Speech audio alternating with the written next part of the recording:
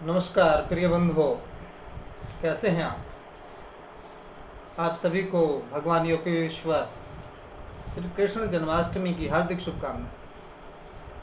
जिन्होंने हमें गीता के हर अध्याय में योग जोड़ करके अर्जुन विषाद योग से शुरू करके सभी 18 अध्यायों का नाम योग पर रखा।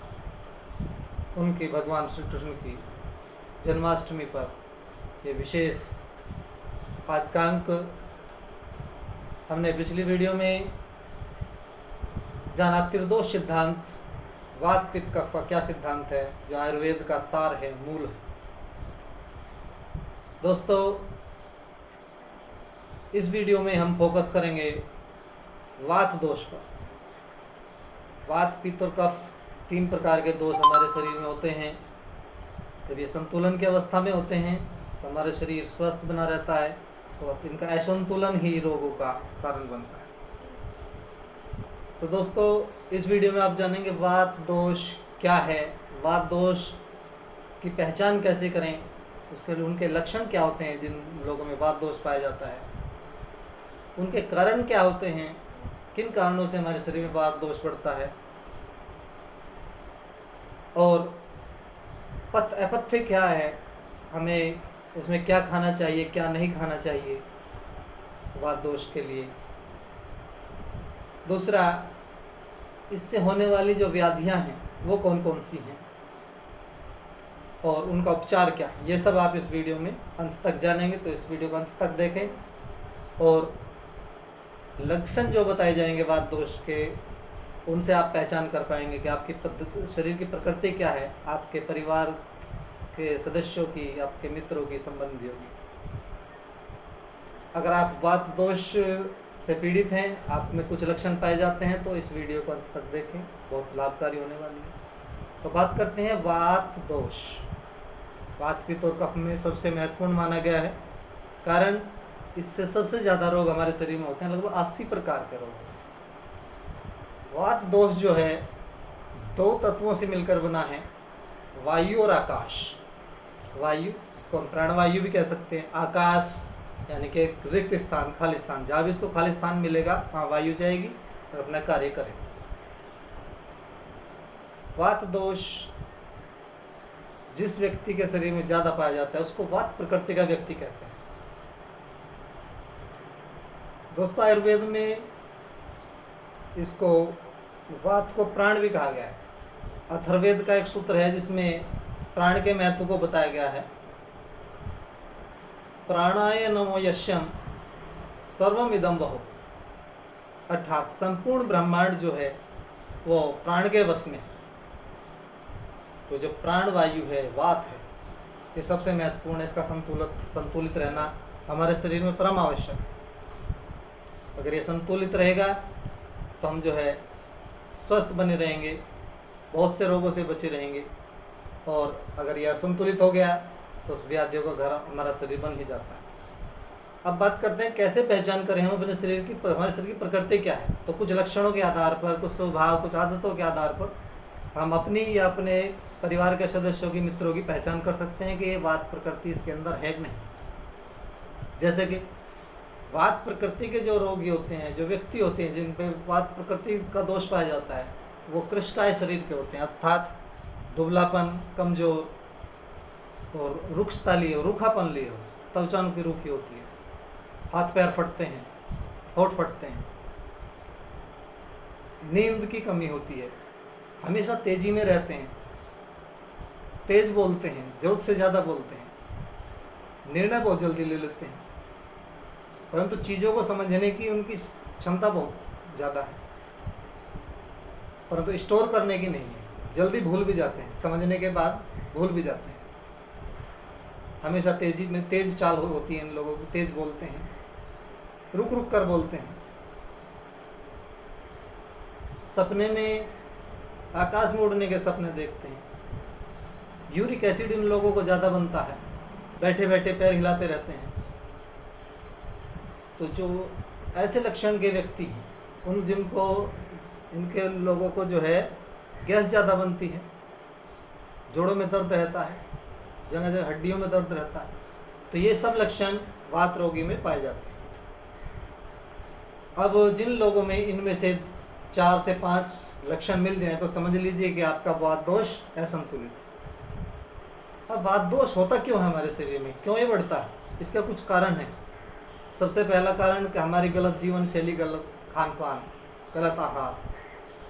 दूसरा, हमारे शरीर में वेग होते हैं तो उनको रोकना भी नुकसानदायक, जैसे मलमूत्र का वेग, छींक का वेग, इनको रोकेंगे तो वात दोष बढ़ेगा। इसके बाद हमारे शरीर में जो वात दोष पाया जाता है ये ठंडी चीज़ें खाने से भी ज़्यादा बढ़ता है। ठंडी चीज़ें खाएंगे तो वात दोष बढ़ेगा। ज़रूरत से ज़्यादा काम करेंगे, अपने शरीर की क्षमता से ज़्यादा कार्य करेंगे तो वात दोष बढ़ जाएगा। उपवास रखेंगे ज़्यादा उपवास रखने वालों का भी वात दोष बढ़ जाता है। खट्टी और तीखी चीज़ें खाने वाले भी वात दोष के चपेट में आ जाते हैं। और ठंडी चीज़ें खाना तो हो ही गया, तो इन सब कारणों से ड्राई फ्रूट ज़्यादा खा लेने से भी हमारे शरीर में वात दोष हो जाता है। अब बात करते हैं कि हमारे शरीर में कौन कौन से दोष वात दोष से हो सकते हैं। तो अभी बताया था कि 80 प्रकार के दोष हमारे शरीर में वात से हो जाते हैं। सबसे पहला, घुटनों में कट कट की आवाज़ होना। ये कट कट की आवाज़ होने का कारण है कि हमारे घुटनों के जो जॉइंट हैं उनमें खालीपन पाया जाता है, आकाश तत्व पाया जाता है, वहाँ पर वायु पहुँचती है, उसके बबल बनते हैं और फूटते हैं। बबल के टूटने की ही आवाज़ ही कट कट की आवाज़ है। जोड़ों में दर्द, घुटनों में क्रैम्प आना, घुटनों का दर्द, संधिवात, आमवात, गठिया, आर्थराइटिस, ये सब वात दोष के। इसके बाद हड्डियों के रोग, रीढ़ की हड्डियों के रोग, जैसे कि हमारा स्लिप डिस्क, कमर दर्द, पीठ दर्द, साइटिका, सर्वाइकल, नसों की बीमारियां, ये सब जो है वात दोष के कारण हो जाते हैं। और हमारा माइग्रेन, सर दर्द, आधा शीशी, आधे सिर का दर्द। तो आयुर्वेद में लिखा है बिना वातम शूलम न अस्ति, अर्थात बिना वात रोग के दर्द नहीं हो सकता। यह आयुर्वेद का कथन है। तो हमारे शरीर में जितने भी प्रकार के दर्द हैं उसका मूल कारण है वात दोष। तो इसी प्रकार के हमारे शरीर में पेट दर्द होना, कब्ज होना, माहवारी की समस्याएं, और आपका ये घुटनों के क्रैम्प तो हो ही गया। तो इस तरह की बहुत लंबी लिस्ट है। 80 प्रकार के रोग हैं ये सभी हमें घेर लेते हैं, चपेट में ले लेते हैं। तो बात कर लेते हैं इनके पथ्य क्या है, क्या हमें खाना चाहिए, क्या नहीं खाना चाहिए। तक तो पहले बात करते हैं पथ्य, क्या खाना चाहिए। तो खाने में हमें जो है घी, तेल और तिल, चिकनाई युक्त पदार्थ खाने चाहिए। जब हमारे शरीर में चिकनाई होगी तो हमारे घुटनों में, जॉइंटों में चिकनाई बनी रहेगी, तो कट कट की आवाज़ होना, तो ये समस्याएं, दर्द होना, ये दूर रहेगी। और घी, तेल भी हमें शुद्ध खाना है, रिफाइंड वाला नहीं खाना है जिसमें चिकनाई होती है नहीं। दूसरे, आप ड्राई फ्रूट खाएं तो तेल में भुने हुए, घी में भुने हुए खाएं। ड्राई फ्रूट खा सकते हैं आप। और आप मूंग की दाल, राजमा, सोयाबीन, ये चीज़ें खा सकते हैं। सब्जियों में आप गाजर खाएं, खीरा खाएं, पालक खाएं, चुकंदर खाएं, शकरकंद खाएं। ये जो है हमारे शरीर में वात दोष को शांत करते हैं। अब बात करते हैं अपथ्य, क्या ना खाएं। साबुत अनाज ना खाएं, जौ, बाजरा, मक्का,